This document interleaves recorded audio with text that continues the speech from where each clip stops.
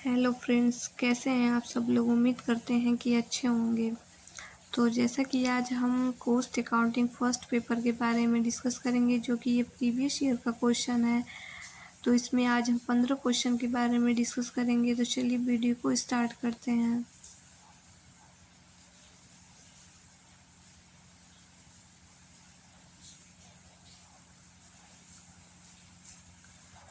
जो इसका first question है वो है लागत लेखांकन का उद्भव हुआ। इसमें 4 ऑप्शन दिए गए हैं। वित्तीय लेखांकन की कमियों को दूर करने के लिए, ऑप्शन नंबर बी प्रबंधकीय लेखांकन की कमियों को दूर करने के लिए, ऑप्शन नंबर सी प्रमाप लागत की कमियों को दूर करने के लिए, ऑप्शन नंबर डी इनमें से कोई नहीं। तो जिसका सही आंसर है वो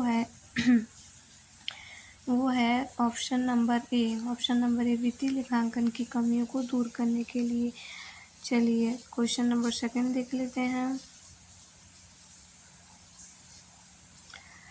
क्वेश्चन नंबर सेकंड है लागत लेखांकन का प्रयोग किया जाता है। इसमें 4 ऑप्शन दिए गए हैं। 4 ऑप्शन दिए गए हैं। ऑप्शन नंबर ए बड़े उत्पादकों द्वारा, ऑप्शन नंबर बी छोटे उत्पादकों द्वारा, ऑप्शन नंबर सी सीमांत उत्पादकों द्वारा, या ऑप्शन नंबर डी बड़े एवं छोटे उत्पादकों द्वारा। जो इसका सही आंसर है वो है option number D. Option number D बड़े एवं छोटे उत्पादकों द्वारा। चलिए क्वेश्चन नंबर थर्ड देख लेते हैं। क्वेश्चन नंबर थर्ड है लागत लेखांकन आधारित होता है इकहरी लेखा प्रणाली पर, ऑप्शन नंबर बी दोहरी लेखा प्रणाली पर, ऑप्शन नंबर सी अमेरिकन लेखा प्रणाली पर, या ऑप्शन नंबर डी इनमें से कोई नहीं। तो जो इसका सही आंसर है वो है option number B. Option number B दोहरी लेखा प्रणाली पर। चलिए क्वेश्चन नंबर 4 देख लेते हैं। लागत लेखांकन है ऑप्शन नंबर ए वित्तीय लेखांकन का भाग, ऑप्शन नंबर बी प्रबंधकीय लेखांकन का भाग, ऑप्शन नंबर सी दोनों ए और बी, ऑप्शन नंबर डी इनमें से कोई नहीं। तो जो इसका सही आंसर है वो है ऑप्शन नंबर ए वित्तीय लेखांकन का भाग। लागत लेखांकन वित्तीय लेखांकन का भाग है। चलिए क्वेश्चन नंबर 5 देख लेते हैं। लागत पद्धति उपयुक्त है। 4 ऑप्शन दिए गए हैं। क्रय विक्रय व्यवसाय के लिए, ऑप्शन नंबर बी निर्माणी व्यवसाय के लिए, ऑप्शन नंबर सी ए और बी दोनों, ऑप्शन नंबर डी इनमें से कोई नहीं। तो जो इसका सही आंसर है वो है ऑप्शन नंबर बी ए और बी दोनों। चलिए क्वेश्चन नंबर 6 देख लेते हैं।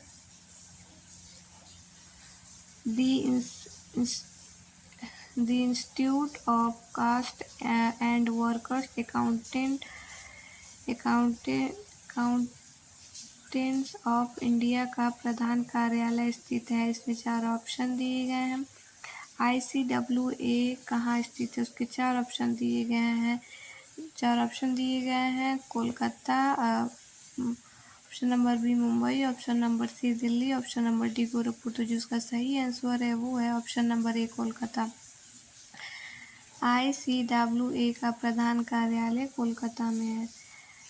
चलिए क्वेश्चन नंबर 7 देख लेते हैं।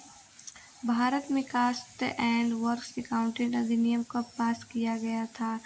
ICWA एक्ट कब पास किया गया था। इसमें 4 ऑप्शन दिए गए हैं। 1949 में, ऑप्शन नंबर बी 1959 में, ऑप्शन नंबर सी 1969 में, ऑप्शन नंबर डी 1975 में। तो जिसका सही आंसर है वो है option number B. Option number B 1959 में पास किया गया था। चलिए क्वेश्चन नंबर 8 देख लेते हैं। लागत लेखांकन है। ऑप्शन नंबर ए एक कला, ऑप्शन नंबर बी एक विज्ञान, ऑप्शन नंबर सी कला एवं विज्ञान दोनों, ऑप्शन नंबर डी इनमें से कोई नहीं। तो जो इसका सही आंसर है वो है option number C. Option number C कला एवं विज्ञान दोनों। चलिए 9 नंबर क्वेश्चन देख लेते हैं। अस्पतालों में लागत निर्धारण की कौन सी विधि उपयुक्त होती है। तो इसमें 4 ऑप्शन दिए गए हैं। ऑप्शन नंबर ए परिचालन लेखांकन, ऑप्शन नंबर बी इकाई लेखांकन, ऑप्शन नंबर सी उपकार्य लेखांकन, ऑप्शन नंबर डी इनमें से कोई नहीं। तो जो इसका सही आंसर है वो है ऑप्शन नंबर ए। ऑप्शन नंबर ए परिचालन लेखांकन, ऑपरेटिंग कॉस्टिंग।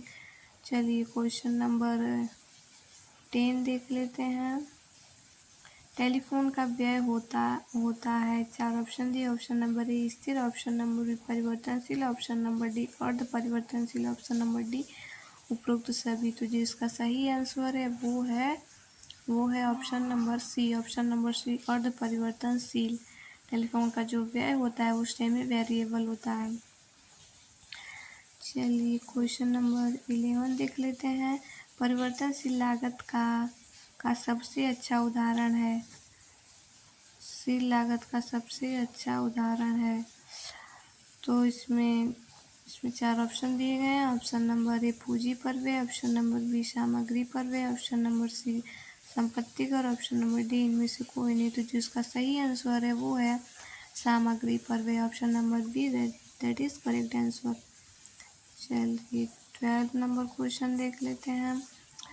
आग लगने के कारण सामग्री की क्षति को माना जाता है। इसमें 4 ऑप्शन दिए गए हैं। ऑप्शन नंबर ए ऊपरी व्यय, ऑप्शन नंबर बी अप्रत्यक्ष व्यय, ऑप्शन नंबर बी सामान्य हानि, ऑप्शन नंबर डी इनमें से कोई नहीं। तो जिसका सही आंसर है वो है ऑप्शन नंबर डी इनमें से कोई नहीं। चलिए 13 नंबर क्वेश्चन देख लेते हैं। फीफो विधि का प्रयोग उपयुक्त होता है। इसमें 4 ऑप्शन दिए गए हैं। कीमत वृद्धि की स्थिति में, ऑप्शन नंबर बी घटती कीमत की स्थिति में, ऑप्शन नंबर सी स्थिर कीमत की स्थिति में, ऑप्शन नंबर डी इनमें से कोई नहीं। तो जिसका सही आंसर है वो है ऑप्शन नंबर बी घटती कीमत की स्थिति में फीफो विधि का उपयोग होता है। चलिए क्वेश्चन नंबर 14 देख लेते हैं। स्कंद नियंत्रण विधि का प्रयोग डैश में किया जा सकता है। इसमें 4 ऑप्शन दिए गए हैं। ए निर्माणी व्यवसाय, बी व्यापारिक व्यवसाय, सी उपरोक्त दोनों, डी इनमें से कोई नहीं। तो जो इसका सही आंसर है वो है उपरोक्त दोनों, ए और बी उपरोक्त दोनों, ए और बी दोनों। तो चलिए 15 नंबर क्वेश्चन देख लेते हैं। निम्नलिखित में से किस विधि के अंतर्गत स्कंद का मूल्यांकन बाजार में प्रचलित मूल्य पर होता है।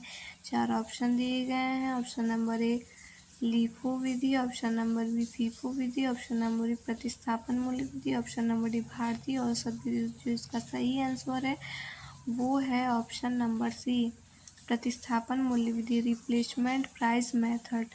तो चलिए फ्रेंड आज के लिए बस इतना ही। मिलते हैं नेक्स्ट वीडियो में। Bye friends.